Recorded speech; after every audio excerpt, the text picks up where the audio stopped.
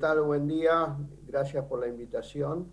Sí, estamos en la antesala de conocer la letra chica de una nueva reforma tributaria. En vigor de verdad, estamos con expectativas porque cada vez que hay una reforma tributaria afecta obviamente la economía, para bien o para mal, ¿sí? Normalmente cuando la reforma trae subas indiscriminadas o excesivas de impuestos, por supuesto que es una transferencia de dinero del sector productivo al sector público y entonces le quita posibilidad de inversión al sector privado, ¿no? Entonces, lo que se pudo saber hasta ahora de esta reforma tributaria es que va a haber una mayor carga sobre los que más tienen. Me imagino que eso sería como la posibilidad de incrementar los escalones que existen de impuesto a las ganancias para las personas humanas que hoy están en un número, en un porcentaje muy importante, significativo, que es el 35%. O sea que lo que me puedo imaginar es que subirán un poco esos escalones. Por el otro lado, me da la sensación que hay que contemplar un informe que hizo el staff del Fondo Monetario Internacional que sugiere para la Argentina, y este informe es de hace algunos días, la posibilidad de generar incentivos a la inversión y además ir reduciendo gradualmente los impuestos a la exportación, que es lo que se conoce como retención de exportaciones. En este mismo canal, en muchas ocasiones, Sí. me refería a este impuesto como uno de los que están en el podio de los impuestos distorsivos, porque muy pocos países en el mundo lo tienen, no, incluido la Argentina, son 12 los países en el mundo que lo tienen, con lo cual el exportador argentino se ve en una situación de competencia desleal, si se quiere, respecto de otros países que no tienen esto. El que exporta productos de Uruguay, de Paraguay, de Brasil, no tiene este impuesto. César, aparte Entonces, de esto se ha comprobado, más allá de lo científico, en la práctica en los últimos años, cuando hubo una corrección a la baja en el peso de los derechos de exportación, se tradujo luego en forma automática, más que proporcional, en un aumento de la producción y por ende de la recaudación. eso es muy importante porque quiero transmitir la experiencia de Brasil. Ujú. En la década del 90, Brasil eliminó este impuesto a las exportaciones, aumentó inmediatamente el área cultivada, pasó a tener un rol protagónico Brasil como exportador de productos agropecuarios y además generó toda una onda expansiva de inversiones porque es un impuesto que le quita rentabilidad al campo y es un impuesto, como se dice, distorsivo porque la competencia no lo tiene. Así que digo, lo que creo es que habría que hacerle caso al staff del fondo en esta ocasión, digo, porque lo que sugiere es ir eliminando gradualmente. Yo creo que no se puede perder recaudación en forma inmediata, pero ir eliminando con un plan muy concreto para ir reduciendo este impuesto y incentivar mucho más las exportaciones, porque una de las asignaturas donde la Argentina va a tener que rendir exámenes es cómo generar divisas. Justo el La momento que... necesidad de generar divisas Ajá. ante las reservas, yo diría casi anoréxicas que están en el Banco Central, y la generación de divisas viene básicamente por el comercio exterior. Ujú. Y desde ese punto de vista, lejos de reducir las importaciones, lo que hay que hacer es incentivar las exportaciones, que además crean trabajo, generan empleo, el empleo trae consumo, evita lo que es los planes sociales, que significa traducido más gasto público. Entonces, el círculo vicioso que se forma cuando se crean más impuestos o se aumentan los impuestos, es que eso reduce la inversión y esa reducción de inversión desmotiva el empleo, y cuando no hay empleo no hay consumo, y cuando no hay consumo empieza todo un círculo vicioso donde el Estado se tiene que hacer cargo de las necesidades básicas de la gente que se va quedando sin trabajo. Te decía César, justo estamos en esta previa de lo que es la presentación del proyecto de presupuesto, pero también en un momento que se inicia la negociación, se retoma con el Fondo Monetario Internacional. ¿Vos creés que puede haber alguna sorpresa favorable o tenés algún dato también respecto, viste que la creatividad muchas veces no tiene límites para generar nuevos impuestos? ¿Puede haber alguna sorpresa también por ese lado? Sí, yo creo que puede haber sorpresa de los dos lados, de Ajá, las buenas y de las malas. a ver. De las buenas, creo que se está pensando en incentivar determinadas actividades o determinados productos, permitiendo una deducción un poco mayor de la que está vigente hoy. Por ejemplo, para algunos productos circuló algún rumor de que las semillas fiscalizadas Sí. pueden tener una adicional de deducción. La Ujú. adicional de deducción significa de alguna manera reducir el impacto del impuesto a las ganancias. Bien. Eso sería bueno. Todo lo que aliente la producción, incentive eh, la actividad económica, para mí es bienvenido en este escenario post pandemia donde la economía perdió masa muscular.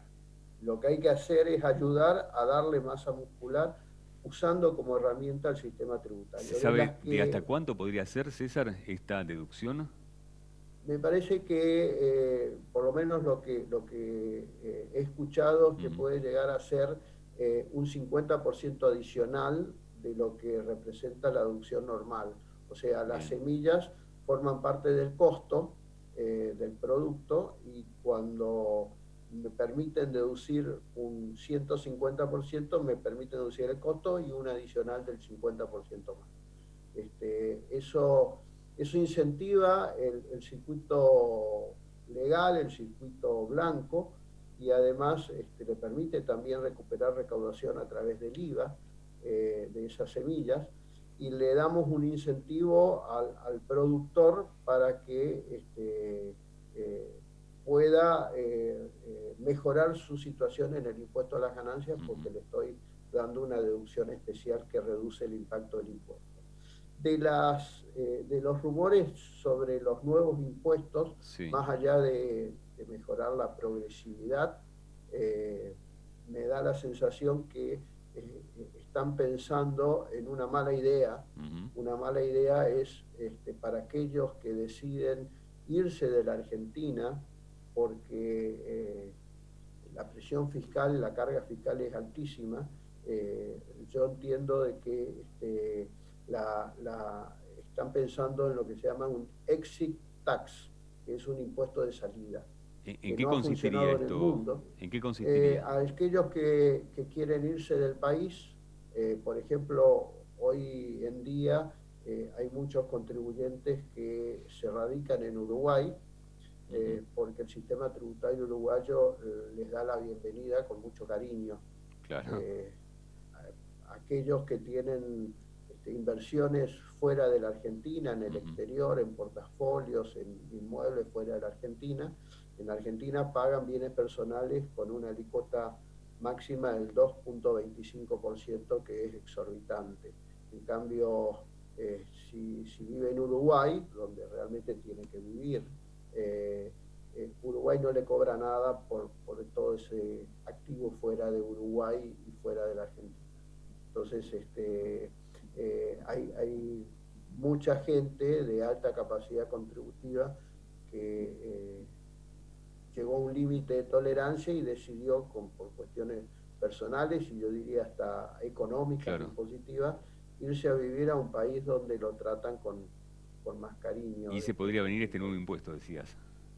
Y entonces se está pensando en que antes de irse haga un pago en concepto de un impuesto de salida, que ha funcionado como un fracaso en Europa, porque la Corte Europea de Derechos Humanos lo ha prohibido, porque afecta lo que se llama la libre circulación entre países. Entonces, la verdad es que imponer un impuesto de salida no creo que sea una buena idea.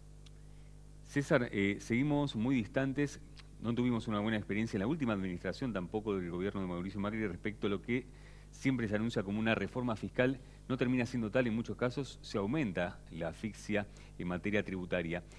¿Qué puede pasar en este sentido con lo que se sabe, lo que puede haber de sorpresas, también buenas y malas, teniendo en cuenta que el gasto público no hay tampoco muchas señales de cómo en la práctica, en la realidad, se pueda ir bajando, aunque sea en forma gradual?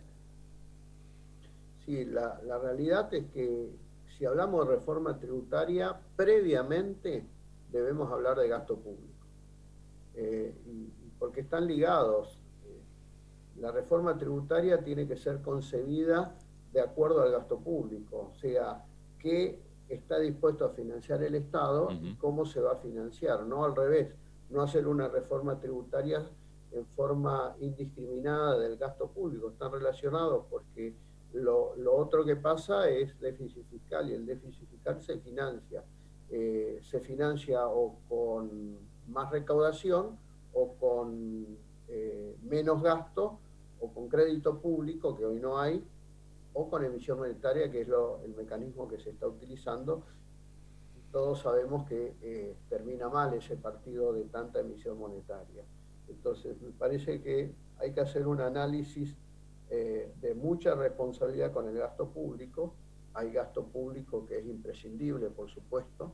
El gasto público social no debería tocarse demasiado, pero sí hay un gasto público improductivo en el Estado, y sobre eso hay que apuntar.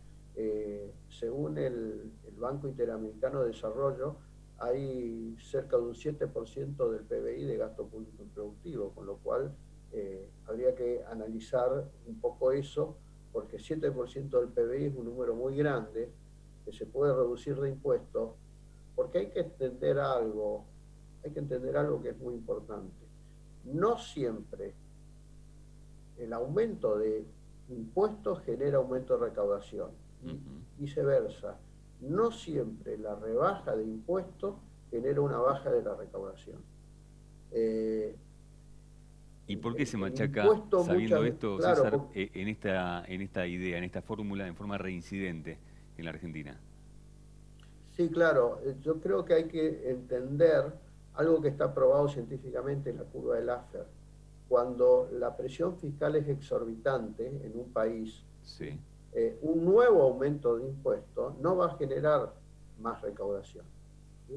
Y en ocasiones, cuando se produce una baja de impuestos, en el mediano plazo, esa baja va a traer más recaudación vía inversiones, vía más actividad económica, más consumo, y todo eso va a generar en el mediano plazo más recaudación. Me parece que ese debería ser el camino.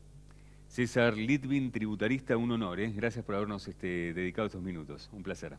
Un gusto hablar con ustedes. Gracias. Muchas gracias. Nos vamos con